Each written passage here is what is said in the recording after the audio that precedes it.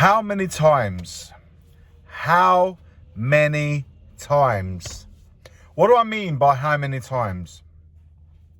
How many times was said that we have a team, forget squad, a team of 11, 12 players. I know I've said it numerous amount of times, but I've said it as in how many times we have a team of 11/12 players.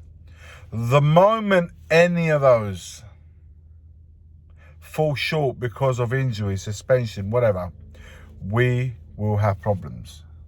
So I'm not talking about Wolverhampton, because Wolverhampton, we've spoken so many times about it.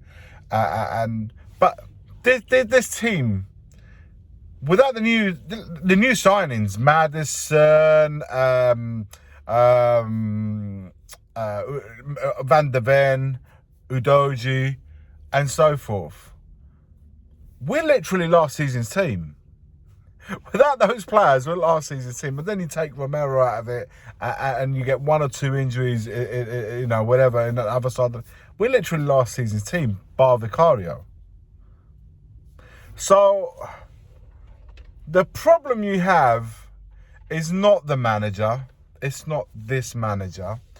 The manager, with the players that he has, when he has the players available to him, he has shown us in a small amount of time, 10, 11 games, the way he wants to play football, the way he sees football, and the way he goes at teams. You can have good games, you can have bad games, but the intent is very, very clear in how he wants to play. And this is something that we've brought in. We as fans have brought in. We love it. We love to see it, given under the last couple of managers that we had in. We've seen the intent that he wants to bring in. So how many times have we got to say this? Then if you're not in, you don't like this player, or you don't think this defender is any good, or this midfielder is any good, the wingers who come under a lot of criticism, maybe even rightly so. But until you change, and what do I mean change? If the player that you've got currently playing first team football, I don't know, people have argued about, Polo, some people are hit and miss, or Kulusevski, so to speak. Let's just put it on Kulu now, right? If you feel that Kulusevski is not good enough, or he frustrates you, or anything like that, the problem is no longer Kulusevski. The problem is not replacing Kulusevski. Now, what do we have as an alternative to Kulusevski? Zero. What do we have on the bench currently that could come in for Kulusevski? Zero. What have we done as a squad? I was talking about team before, now I'm talking about a squad to put Kulusevski under pressure to perform. So to the point where, you know what, if you're going to perform to a low, to an unacceptable level, you're going to have to feel the consequence. What are the consequences when you look at the bench and there's nothing there? What are the consequences? You keep playing him until you are in a position to change, to take him out, to sell him and get somebody that perhaps is more suitable, or perhaps someone to more you're like, somebody you prefer, like, or want as a winger.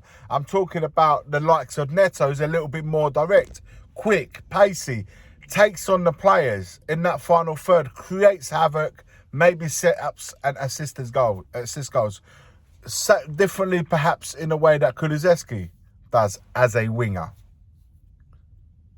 Maddison was brought in to create, and he's been brilliant at it.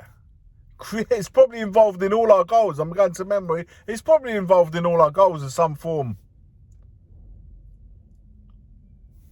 But we haven't got the substitute, and when we think we got a substitute in Lo Celso, he's not there. He's not present at the Wolverhampton game. He's not there to start. Some may question the manager, which is what I did.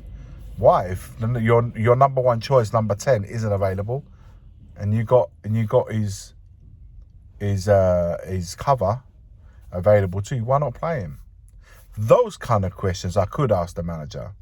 But what he doesn't have, he cannot play. Someone that's better, Kulusevski on the right.